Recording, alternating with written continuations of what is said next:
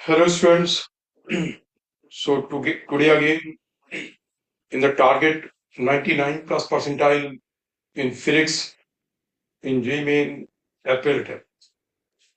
तो बच्चों आज भी कुछ क्वेश्चंस हैं पेपर से निकाले हुए और मैंने बोला था कि वही क्वेश्चंस मैं आपको बताऊंगा जिन क्वेश्चन से मुझे लगता कि आपसे कोई मिस्टेक हो सकती है। Because for the target 99 plus percentile means what? I want that not only you should attempt 25 out of 25 questions but also they should be correct. तो कहीं पे भी कोई मिस्टेक का चांस ही नहीं बचे। So I am not giving you all kind of concepts, all kind of examples. जो जनरल से कॉन्सेप्ट्स हैं यूजुअली जो सबको आते हैं, नॉट दैट, जिनमें कुछ ना कुछ एक स्पेशल चीज है, ओनली दोस। राइट नाउ सी से क्वेश्चन इसमें है कि एक पार्टिकल ए है एम मास का और ये v1 equal to 72 kilometre per hour से जा रहा है और बी पार्टिकल का मास भी m है, इसकी स्पीड 36 किलोमीटर पर आवर, दोनों पैरेलल ट्रैक पे चल रहे हैं, दोनों सेम डायरेक्शन में पैरेलल ट्रैक पे। अब आपसे पूछा गया इनका separation is 10 metre, what be the angular momentum of A about B, A का बी के अबाउट। तो जो पार्टिकल वाली डेफिनेशन है एंगुलर मोमेंटम की mvr, mvr, तो आप देखोगे अब क्योंकि आपको बी के अबाउट निकालना है और बी इटसेल्फ मोशन में है तो आपको ए की वेलोसिटी बी के रिलेटिव लेनी होगी। So V A B is equal to what, V A minus V B. So that becomes 72 minus 36, that is 36 into 5 by 18, so that equals what, 10 metre पर second. ये इसकी वेलोसिटी आ गई B ए की B के relative, ठीक है ना। अब यू नो कि एंगुलर मोमेंटम जब आपको एक पार्टिकल का किसी पॉइंट के अबाउट निकालना, so that is what M V R, ठीक है ना। सो एम ए का मास, वेलोसिटी वी, 10 आर, ये डिस्टेंस होगी इनका separation, so that is what 10 metre, 10 metre. मैं इसे मीटर को सब कुछ एम के सिस्टम में है तो मैं लिखता हूं 10, just clear. So this will be the answer. आप बोलो समझ गए ना। तो यहाँ पे देखो मैंने जब आपको एंगुलर मोमेंटम कराया और वो आता होगा कि उसमें पार्टिकल्स की पोजीशन पे फर्क नहीं पड़ता। जैसे आपने बोला कि एक पार्टिकल यहाँ है, एक पार्टिकल यहाँ है, आर जो होगा इनकी जो मोमेंटम की इनकी लाइन ऑफ एक्शन है, आर उनके बीच का परपेंडिकुलर डिस्टेंस है। जैसे कोई मतलब नहीं कि बी पार्टिकल ए से कितना पीछे छूट जाएगा या कहाँ पे होगा। आपको रिलेटिव वेलोसिटी निकालनी, तो वो वेलोसिटी इसके रिलेटिव हुई और इसका जो मोमेंटम है इसके रिलेटिव, वो रिलेटिव वेलोसिटी से आएगा। So that momentum into what, इनके line of actions की perpendicular distance. So this will be the answer, right? Students, next question है। इसमें देखो वैसे देखा जाए तो फंडामेंटल कॉन्सेप्ट्स पे चलते तो क्वेश्चन एक बिल्कुल नॉर्मल सा क्वेश्चन है, आपको बिल्कुल फंडामेंटल कॉन्सेप्ट पे बेस्ड होना है और this a very normal question. But फिर भी क्या है, बिकॉज थोड़ी सी मल्टीपल चीजें हैं, मिस्टेक हो सकती है, इसलिए मैंने आपसे पूछा। कैपिटल एम मास, स्मॉल एम मास, ये एक रिम है, रिम मींस लाइक रिंग, जिसका मास है कैपिटल एम और इसमें दो रॉड्स अटैच्ड हैं डायमीटर के लॉन्ग, दोनों का मास एम और एम है और इसकी रेडियस आर है। दोनों रॉड्स डायमीटर के लॉन्ग है और दोनों का मास एम और एम और इसकी रेडियस आर है। तो जब आप इसे फ्री छोड़ दोगे, दिस सिस्टम इज सस्पेंडेड, ये सिस्टम सस्पेंडेड है, राइट। मतलब ये जो रिंग है, रिंग रोटेट कर सकती है। तो आपसे पूछा गया कि जब ये इसका एक्सेलरेशन क्या होगा। अब ऐसे में you know concept is what, जब इसका पुली का भी मास है तो दोनों ओर का टेंशन टी डिफरेंट होगा, पहली चीज। दूसरी चीज, ये क्वेश्चन में दिया गया कि string is not slipping. Slipping का मतलब स्लिप नहीं हो रही मीन्स जितना ये रोटेट करेगी, स्ट्रिंग बिल्कुल स्लिप नहीं हो रही, उतना ही ये नीचे आएगा, राइट। तो ये चीज जो बोला कि जितना ये रोटेट करेगा उतना ही नीचे आएगा, राइट, इसका मतलब ये हुआ कि बिल्कुल प्योर रोलिंग जैसी कंडीशंस हो। यहाँ पे प्योर रोलिंग जैसी कंडीशंस का मतलब क्या है, आई टेल यू दैट। पहले तो हम करते हैं इसमें M G, capital M G, हम इक्वेशंस बनाते हैं T1, so this becomes capital mg minus T1 is equal to mass m into a, और इस बॉडी के लिए टी ऊपर, T2 mg नीचे, ये ऊपर जाएगा, तो T2 minus small mg is equal mass small m into A. अब देखो T1 बड़ा है T2 से, T1 क्या है, बड़ा है T2 से, अभी तो ये ऊपर जा रहा है और ये नीचे आ रहा है, जस्ट क्लियर ना। तो जब ये नीचे जाएगा और ये ऊपर जाएगा तो इसका पुली का रोटेशन ऐसे, आप समझ गए ना। तो इस तरीके से जब ये नीचे जाएगा ये रोटेशन ऐसे होगा। सो आपका टॉर्क लेते हैं T1 minus T2 into radius r, है ना। T1 इंटू r टॉर्क हो गया क्लॉकवाइज और T2 इंटू टॉर्क है एंटी क्लॉकवाइज, तो there is a net torque equal to I alpha. अब मैं इसका बीडी बना रहा था, इसके ऊपर टॉर्क कैलकुलेट किया, तो इसका आई में सबसे पहले देखो, रिम का मोमेंट ऑफ इनर्शिया आपने क्या, M R square, because that is like a ring. अब इस रॉड का अपने सेंट्रल एक्सिस के बहुत, यह आएगा आपका 1/12 मास एम, और एल एल कितना हो गया 2r स्क्वायर, राइट। और ऐसी दो रॉड्स हैं तो इंटू आपने 2 कर दिया, into, is that clear. So this is I, ये आपका क्या आ गया बच्चों, आई, टोटल आई आ गया सिस्टम का, रिम का भी और दोनों रॉड्स का भी, ठीक है ना, रिम का भी और किसका, दोनों रॉड्स का भी। दिस इज क्लियर ना। सो यूल सी दिस, ये आ गया ना, I into what, alpha, I into alpha. अब यहाँ पे क्योंकि प्योर रोलिंग जैसी कंडीशन की मैंने बात की थी, प्योर रोलिंग की कंडीशन का मतलब कि alpha is equal what A by R, alpha equal what A by are.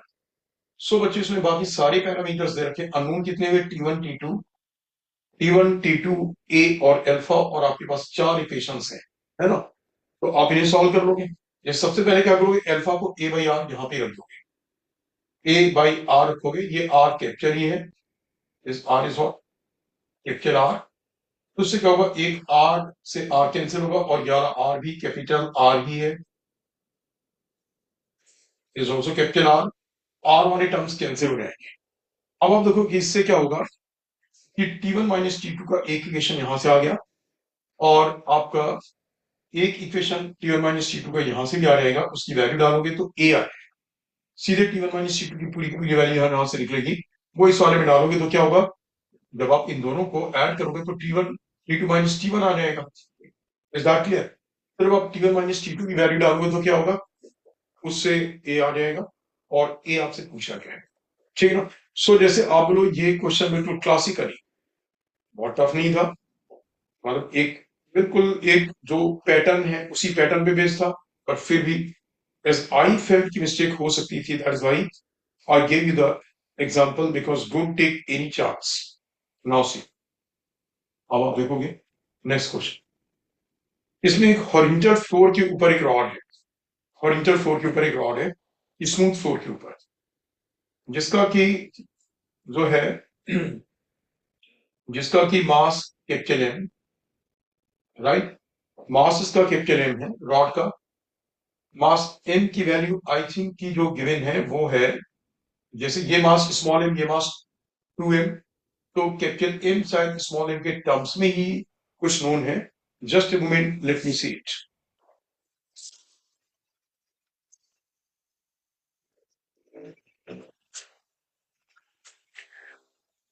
Yes it's 20m, जो मास कैपिटल एम है देयर इज नॉट 20 है, क्योंकि आपसे ये बोला गया कि ये मीटर फ्लोर पे है, लाइक दिस, एक 2m मास सेंटर से 2 सेंटीमीटर दूर आकर के स्ट्राइक करता है, लाइक दिस आपकी ओर, और एक एम मास 20 फीट से सेंटर से 4 सेंटीमीटर दूर हॉरिजॉन्टली स्ट्राइक करता आपसे आगे, हॉरिजॉन्टली स्ट्राइक कर रहे हैं, सब कुछ हॉरिजॉन्टल प्लेन में, तो आपके लिए जो हॉरिजॉन्टल प्लेन ऐसे है वो हॉरिजॉन्टल प्लेन ऐसे करके दिखाया गया, दिस क्लियर ना। अब ये दोनों ब्लॉक्स जैसे स्ट्राइक करते हैं स्टिक कर जाते हैं, और जब ये स्टिक कर जाएंगे तो इसमें पूछा गया बाद में जो रॉड के सेंटर ऑफ मास की वेलोसिटी होगी, और उसके बाद जो ओमेगा है उसका वी और ओमेगा का रेशियो पूछा गया है, ठीक है ना। सो बच्चों वैसे भी इसके करने से आपको एक कॉन्सेप्ट दो हैं, एक दो कॉन्सेप्ट भी क्लियर होंगे, and look at the solution of the question also. आप क्वेश्चन के सॉल्यूशन को भी देखो। तो स्टूडेंट्स पहली चीज है कि आप, जैसे मैंने बोला था आपसे कॉन्सेप्ट कि आप एक रिजिड बॉडी के ऊपर फोर्स किसी भी पॉइंट पे अप्लाई करो, उसके सेंटर मास का अगर आपने एफ फोर्स अप्लाई किया, whatever be the point where you apply the force, उसके सेंटर मास का एक्सप्रेशन होगा A equals to F by M. The same thing is true for the momentum also. तो आपने यहां से दिया 2 mv momentum और यहां से अपोजिट डायरेक्शन में mv मोमेंटम, तो आपने नेट मोमेंटम कितना दिया, mv, है ना, mv 2mv minus mv is what, mv, in mv is equal to what, mass of the rod. बाद में जो टोटल सिस्टम है वो सेंटर मास उसका मूव करेगा किस वेलोसिटी से, जो नेट मोमेंटम है before the collision. Just after the collision also जो सेंटर मास है उसका, वहां पे टोटल मास कितना होगा, वहां पे total mass will be equal to, total mass होगा that B 20m plus 2m, जो 2 प्लस 3 है, 20m प्लस और 3m इंटू और बी सेंटर ऑफ मास। इससे आपको जो बी सेंटर ऑफ मास, यहाँ पे ये बी सेंटर ऑफ मास की बात है, इससे आपको बी सेंटर ऑफ मास पता लग जाएगा। Is that clear? अच्छा स्टूडेंट से खास बात यहाँ पे देखो, जैसे मैंने आपको जब मैं ये बता रहा हूँ, सो मैंने बोला ना कि ये क्वेश्चन एक classically law of conservation of angular momentum, law of conservation of momentum का एक फंडामेंटल एग्जांपल है। बट फिर भी आपको बताया, द रीजन मीन इसमें कैलकुलेशंस में भी ध्यान देना कि कहीं कोई मिस्टेक ना हो। जैसे आपने टोटल मास पहले था, मतलब पहले नेट मोमेंटम कितना था, अब बाद में जब आपने लिया तो मास देखो, रॉड का भी मास, इन दोनों का भी मास, और उन्होंने कोलाइड कुछ इस तरीके से कराया है कि जो सेंटर ऑफ मास है, ये 2m मास यहाँ 2 सेंटीमीटर दूर है, m मास यहाँ पे इतने दूर है, तो सेंटर ऑफ मास क्या होगा, कहीं और शिफ्ट हो जाएगा। जो कंबाइंड सिस्टम का सेंटर ऑफ मास है वो कहीं पे और शिफ्ट हो जाएगा, ठीक है ना, क्योंकि इसका जो सेंटर ऑफ मास की डिस्टेंस है ये, जैसे पहले तो सेंटर ऑफ मास यहाँ था, अब यहाँ पे जब 4 सेंटीमीटर, यहाँ 2 सेंटीमीटर है, तो जब आप इन दोनों का सेंटर ऑफ मास निकालोगे, रॉड का सेंटर ऑफ मास अपनी जगह रहेगा। Is that clear? अब सिस्टम का सेंटर ऑफ मास क्या होगा, वो कहीं पे और शिफ्ट हो जाएगा। Is that clear? हाँ बच्चों, एक चीज बड़ी कंफर्म कर लेंगे क्वेश्चन में कि कहीं ऐसा तो नहीं कि इसमें जो रॉड है जो हॉरिजॉन्टल 4 के ऊपर नहीं रखी गई है, बल्कि ये रॉड अपने सेंटर के अबाउट रोटेट करने के लिए फ्री है। Let me just one seat.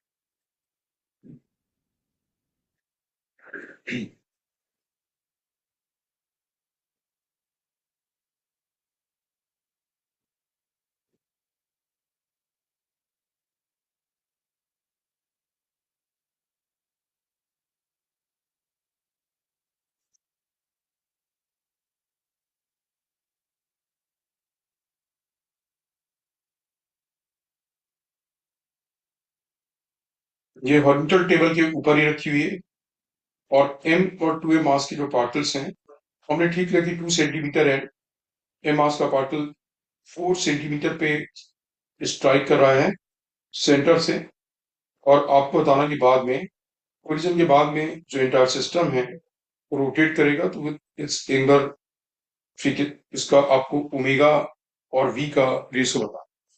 Is that clear? सो बच्चों ये देखोगे कि अब मैं अगर यहाँ पे इसका एंगुलर मोमेंटम लेता हूं बिफोर द कोलिजन, हम लोग यहाँ पे क्या करेंगे कि जो नया सेंटर ऑफ मास होगा, हम पहले उसकी पोजीशन निकालेंगे। पहले जो नया सेंटर ऑफ मास होगा, विल फाइंड इट्स पोजीशन। तो नए सेंटर ऑफ मास की पोजीशन, मान कि मैंने बोला इस पॉइंट से और x सेंटीमीटर दूर है, आप ठीक से देखना, यहां से x centimetre, let's find the value of x। तो ये आपका आ जाएगा यहां से x सेंटीमीटर दूर, तो आपका ये सेंटर ऑफ मास की पोजीशन आ गई।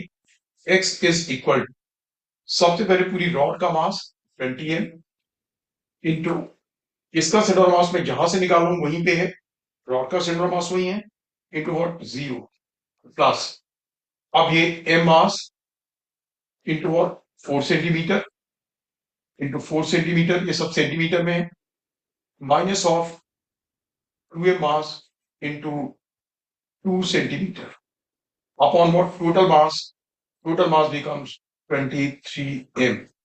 Let me find it. मैं इसकी x की वैल्यू निकालता हूं, क्योंकि उसके बाद में इक्वेशन बनाऊंगा तो उसमें x का यूज होगा।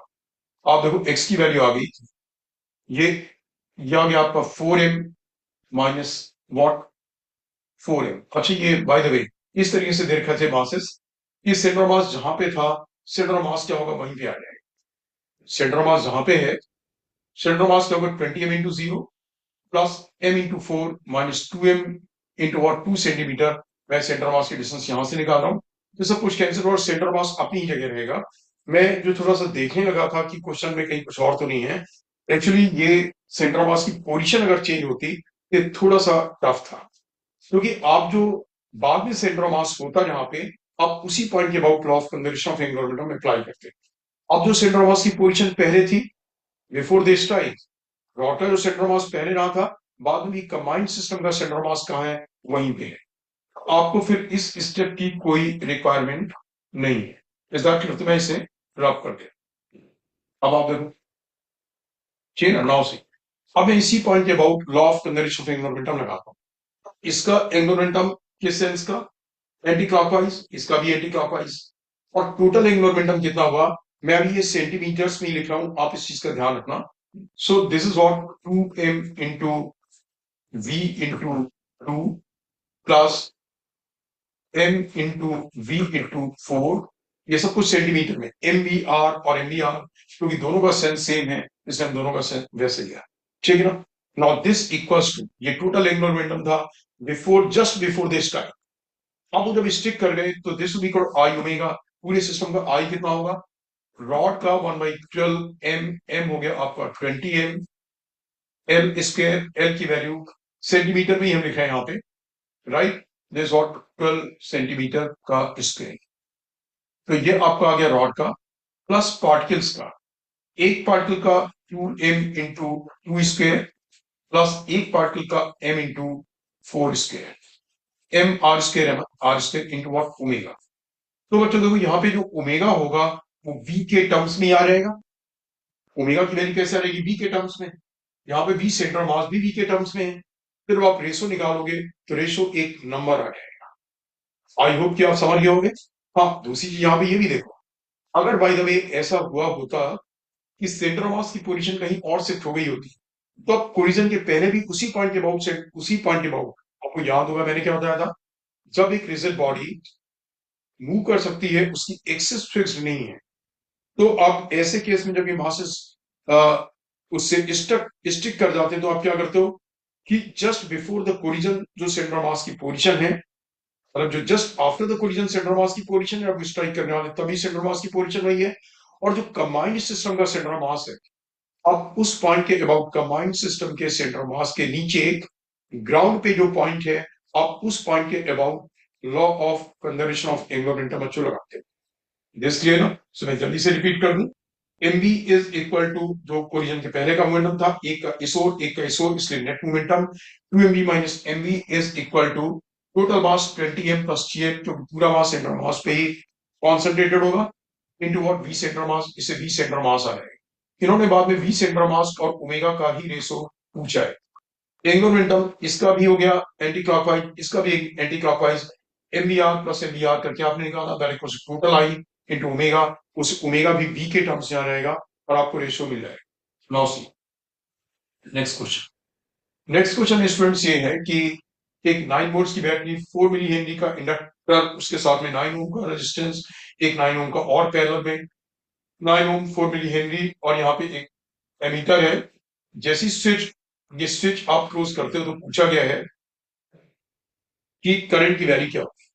जही में ये था स्विच क्लोज करने के बाद जैसे immediately after closing the switch, तो बच्चों कॉन्सेप्ट क्या है, जैसे ही आप स्विच क्लोज करते हो तो जिस ब्रांच में भी इंडक्टर है उस इंडक्टर का रेजिस्टेंस क्या होता है इनफाइनाइट, उसमें कोई करंट फ्लो नहीं करती है।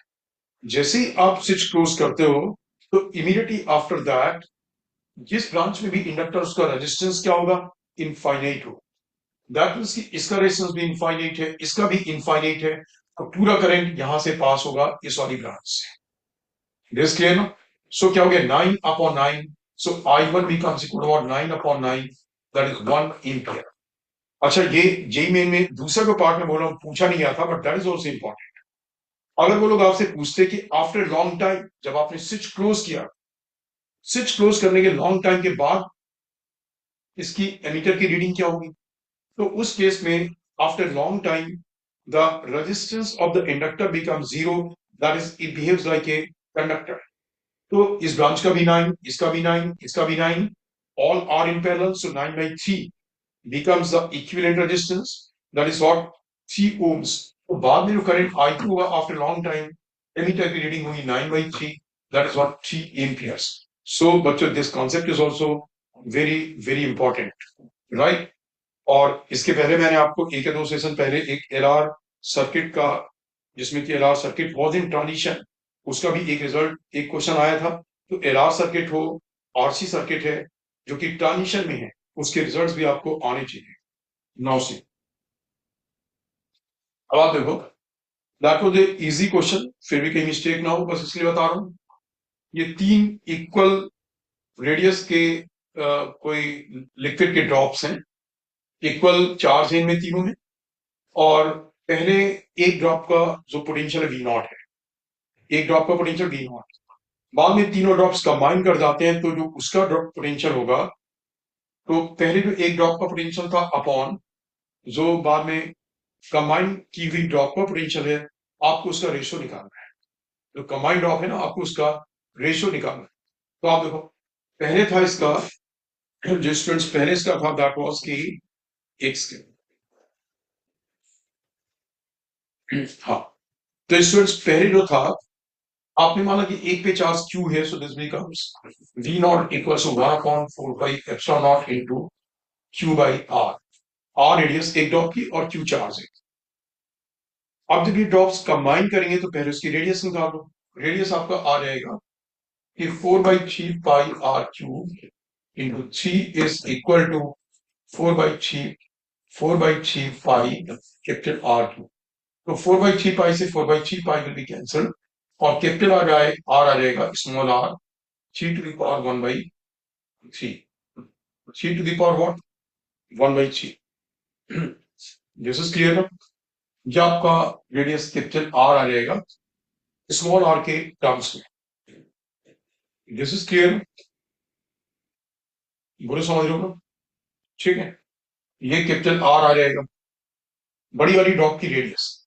अब उसका पोटेंशियल V निकाल लेते हैं, 1/4 pi epsilon not into 3Q, charge 3Q upon what capital R। फिर आप इससे V not by V calculate कर लोगे, है ना? V नॉट बाई V क्या होगा, कैलकुलेट हो जाएगा, क्योंकि कैपिटल R की वैल्यू स्मॉल r के टर्म्स में है, तो किसी नंबर का एक क्यूबिक रूट के टर्म से आ जाएगा। Is that clear? तो वैसे इजी था, बट आई टोल्ड यू कि कहीं ऐसे क्वेश्चंस में भी कोई मिस्टेक्स ना हो कैलकुलेशन की। Now see next question. Students next question है कि एक कंडक्टर है जिसकी लेंथ दे रखी है, एरिया ऑफ क्रॉस सेक्शन दे रखा है, करंट दे रखा है 2 वोल्ट्स, इसके क्रॉस पोटेंशियल डिफरेंस अप्लाई किया गया, और इसमें जो ये भी दे रखा है कि what are the number of free electrons per unit volume, n number of free electrons per unit volume is also given, और आपसे मोबिलिटी पूछी गई है, ये मोबिलिटी है। तो यू नो मोबिलिटी का फॉर्मूला क्या होता है बच्चों, वेलोसिटी अपॉन ई। जो इसमें इलेक्ट्रॉन जिस वेलोसिटी से ट्रेवल करेंगे, फिर जब आप कंडक्टर के क्रॉस वोल्टेज अप्लाई करते हो, तो जो इलेक्ट्रॉन जिस वेलोसिटी से ट्रेवल करते हैं वो एवरेज वेलोसिटी आप क्या बोलते हो, drift velocity, that is called what, drift velocity. तो आपको ड्रिफ्ट वेलोसिटी का इलेक्ट्रिक फील्ड के साथ जो रेशियो होगा, अब सबसे पहले इलेक्ट्रिक फील्ड ई कितना आ गया, V बाई एल, मतलब आपने वोल्टेज अप्लाई किया 12 वोल्ट्स, और इसकी जो लेंथ है, लेंथ आपकी इसकी है जो भी है मीटर्स में दे रखी है, वो मतलब मैंने वो m लिखा, बट कितने मीटर है वो मैंने लिखा नहीं है, आपको लेंथ l दे रखी है। सो उससे आप क्या होगा, electric field E you can find, electric field E आ गया। अब आप देखो कि मुझे E की वैल्यू पता होती है। Now see current I is equal to what, NEAVD drift velocity, और ये VD होता है। सो आपको I नोन है, N नोन है, इलेक्ट्रॉनिक चार्ज नोन है, एरिया नोन है। एरिया को आप M के सिस्टम में मीटर स्क्वायर में कन्वर्ट कर दो, और इससे VD की वैल्यू आ गई। सो VD अपॉन E, बस जैसे क्यों आप लोग इतना इजी क्वेश्चन था, आप क्यों बता रहे हो? ठीक है ना? कोई अच्छा जो उस लेवल पे होगा कि 100 और 99% के लेवल पे होगा, वो तो इसे कर ही लेगा। Why I am telling you, पहली चीज कि एवरीबडी इज अ विनर, हर एक बच्चा विनर हो सकता है। इसके पहले किसने क्या किया, forget that. Now every one can do very well, तो इवन जो बच्चे काफी अभी इसके पहले एवरेज हैं, वो भी अगर मान लो अब टारगेट करते हैं कि 25 आउट ऑफ 25, तो ऐसा नहीं कि JEE Main is such a tough exam कि उसमें टारगेट नहीं कर सकते। दूसरी चीज, मैंने कहा जो छोटी छोटी चीजें हैं, जैसे मे बी कि किसी बच्चे को, उसने बहुत पढ़ाई की, सब कुछ कॉन्सेप्ट क्लियर है, बस मोबिलिटी का फॉर्मूला उसे नहीं याद आ, मोबिलिटी का फॉर्मूला याद नहीं आ रहा, या मोबिलिटी का फॉर्मूला उसने याद ही नहीं किया, तो अल्टीमेटली क्वेश्चन इजी होता, फिर भी क्वेश्चन तो चला जाता। इसीलिए कि कहीं पे कोई भी चीज ऐसी मिलती है जो बहुत ही नॉर्मल नहीं है, मतलब थोड़ा सा लगता है कि डिफरेंट है, ये ओवर द इयर्स बच्चों को पढ़ाते पढ़ाते व्हाट आई अंडरस्टैंड कि वो चीज किस चीज को इग्नोर कर देते हैं, that is what I am bringing to your notice. Now see, now see next, ये भी क्वेश्चन एक रोटेशन डायनेमिक्स का एक क्लासिकली पैटर्न क्वेश्चन है, बट फिर भी आपको बता रहा हूं, इसीलिए कि इसमें भी ऐसे ही कुछ होगा। बोले एक डिस्क है, डिस्क के फॉर्म में पुली है, रेडियस आर दे रखी है, मास उसका 3m है, एक मास m है, एक मास 2m है। जब एक 2m मास 3.6 मीटर नीचे आएगा, तो उस मोमेंट पे इसकी किसी भी एक मास की वेलोसिटी क्या होगी। अब इसकी दोनों मास की वेलोसिटी v सेम होगी, ये मास जिस वेलोसिटी से बच्चों नीचे आएगा, या मास उसी वेलोसिटी से ऊपर जाएगा। तो जब ये ब्लॉक नीचे आएगा 3.6 मीटर, इसकी पोटेंशियल एनर्जी का लॉस कितना हुआ, 2m, इसकी पोटेंशियल का लॉस हो गया 2m इंटू जी इंटू एच 3.6, और इसकी पोटेंशियल में गेन कितना हुआ, मैं माइनस कर देता हूं, M G into 3.6, that means कि this is the net loss of potential, और जो नेट लॉस ऑफ पोटेंशियल है that will come in the form of what, total kinetic energy of translation as well as kinetic energy of what, rotation. So that will be equal to, this will be equal to, इस मास की kinetic energy half into 2m into V square, इस मास की kinetic energy plus half into m into V square, right students, ठीक है ना, plus m into what, ये कितना हो गया, दिस क्लियर ना, प्लस और अब पुली की rotation kinetic energy, because pulley rotate कर रही है, तो पुली रोटेट करी तो आप देखो पुली की रोटेशन काइनेटिक एनर्जी क्या होगी स्टूडेंट्स, पुली की जो रोटेशन काइनेटिक एनर्जी होगी that will be equal to half I, I की मैं वैल्यू डाल तो डिस्क के फॉर्म में है, तो half I half M, M is G M into R square, R की वैल्यू दे रखी है, into what, omega square, half I omega square. So students, जहां पे जो हुआ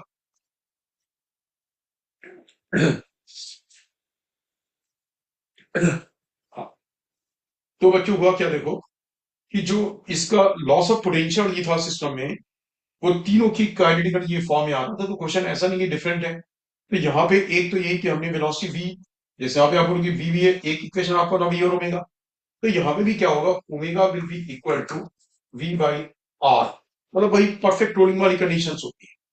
ओमेगा जो होगा ना, यहाँ पे जो आप ओमेगा की वैल्यू डालोगे that V what, v by R, so v will be the only, आप समझ गए ना, कि v अननोन होगा इसमें, ठीक है ना, तो बिल्कुल एक परफेक्ट रोलिंग वाली कंडीशन यहाँ पे होंगी, स्ट्रिंग इज नॉट स्लिपिंग, जितना पुली रोटेट करेगी उतना ये ब्लॉक नीचे आएगा और ये उतना ऊपर जाएगा, right. Now see the next, and is the last also आज का, और ये भी बड़ा इंपॉर्टेंट है, काइनेटिक थ्योरी पे बेस्ड, मैं स्पेशली आपके सामने इसलिए लाया, काइनेटिक थ्योरी में majority of the times I have seen जो क्वेश्चन आता है वो दो पैरामीटर्स के बीच पे बेस्ड आता है। इसमें क्या बोला गया था, दो गैसेस हैं, उनका टेम्परेचर भी सेम है, प्रेशर भी सेम है, और उनकी number density means number of molecules per unit volume वो भी सेम है, नंबर डेंसिटी भी सेम है, लेकिन उनके मॉलिक्यूल्स के साइज में फर्क है, एक का साइज दूसरे से, molecule size of A is half that of B, A का साइज बी से हाफ है, और मॉलिक्यूलर मास में भी फर्क है, mass of A is 4 times that of the mass of the molecular mass of B, A का molecular mass B के मॉलिक्यूलर मास से कितना है, 4 टाइम्स है, राइट। अब ये केवल फॉर्मूले पे बेस्ड है, तो आपकी नोटिस में मैं लाया इसलिए कि बस आपको ये फॉर्मूला बता दूं। आप इसमें जो फ्रीक्वेंसी है, इसमें पूछा गया कि इनकी कोलिजन फ्रीक्वेंसी का रेशो क्या होगा, जब ये कोलाइड करेंगे तो इनकी कोलाइड करने की फ्रीक्वेंसी का क्या रेशो होगा। बच्चों कोलिजन फ्रीक्वेंसी जो मॉलिक्यूल्स की होती है, मतलब जो आपको पैरामीटर्स दे रखे हैं, तो वो मॉलिक्यूल्स आपस में पर सेकंड कितने कोलिजन्स होंगे, उसका फॉर्मूला है √2πd². डी एक मॉलिक्यूल का डायमीटर है, तो जो साइज दे रखा है, साइज इज व्हाट डायमीटर. तो जो बच्चों साइज है, size is what diameter. N, N वही नंबर डेंसिटी सेम है, एक आरटी टेम्परेचर सेम है अपॉन पाई एम. तो जब आप दो बार इक्वेशन लिखोगे, एक बार ए वाले में d/2 लिखोगे, बी वाले में डी लिखोगे. ए वाले में आप क्या लिखोगे, d/2 का स्क्वायर, क्योंकि molecule size of A is half that of B. तो आप ए वाले में लिखोगे d/2 का स्क्वायर और बी वाले में क्या लिखोगे, d². ऐसे ही मास ए वाले में क्या लिखोगे 4m और इसमें बी वाले में क्या लिखोगे m. फिर आप दोनों को डिवाइड कर दोगे, आ जाएगा. तो एक तो वो लोग कई बार उन्होंने कोलिजन फ्रीक्वेंसी पूछी है, अच्छा समझ गए ना. एक उन्होंने क्या पूछा, कोलिजन फ्रीक्वेंसी. और इसमें जो दूसरी चीज है आप देखोगे, वो पूछी है मीन फ्री पाथ. ये ज्यादा important para, mean free path. तो मीन फ्री पाथ का फॉर्मूला याद रखो, एक तो 1/√2πd n के टर्म्स में, πd², n के टर्म्स में. n क्या है, वही number of molecules per unit volume. और दूसरा ज्यादा इंपॉर्टेंट है, जब आपको टेम्परेचर, आप जब नंबर डेंसिटी का फॉर्मूला टेम्परेचर और प्रेशर के फॉर्म में कर देते हो तो याद आता है T/P. क्योंकि कई बार क्वेश्चन के ये पूछा गया है, मीन फ्री पाथ टेम्परेचर की किस पावर के प्रोपोर्शनल होगा, प्रेशर की किस पावर के प्रोपोर्शनल होगा. Is that clear. सो ये दो फॉर्मूले आपको मॉलिक्यूल्स की आपस की कोलिजन फ्रीक्वेंसी, और इसमें जो डिफरेंट टर्म्स है वो टर्म्स क्या है, डी डायमीटर है, एन नंबर डेंसिटी है पर यूनिट वॉल्यूम, ठीक है ना. आर है कैपिटल टी, कैपिटल टी जो है टेम्परेचर है केल्विन में, एम मॉलिक्यूलर मास है, और यहाँ पे K Boltzmann constant, D diameter, N number of molecules per unit volume, और इस वाले में T temperature in Kelvin, P pressure. Is that clear. So students, today this was to bring to your notice. So I hope that you will not leave any stone unturned to reach to the point what is the target of this video. Yeah, all right, keep doing good work. और बस defeat को accept मत करो, keep doing very good work. आपने कल देखा ही England ने match कैसे जीता, 117 रन थे उनके 6 विकेट्स पे, और उन्हें ऑलमोस्ट चाहिए थे 44 रन, आई थिंक कोई 20 बॉल्स में. लेकिन उन्होंने जो बाद के, मतलब जो बाद वाले प्लेयर्स थे, टॉप 6 बैट्समैन आउट हो चुके थे, उसके बाद वाले प्लेयर्स थे. So it's a state of mind कि कौन डिसाइड करता है, कौन डिसाइड करता कि मैं हार नहीं सकता हूं चाहे मैं रात दिन पढ़ाई करूं. So when you decide it, you can also do it.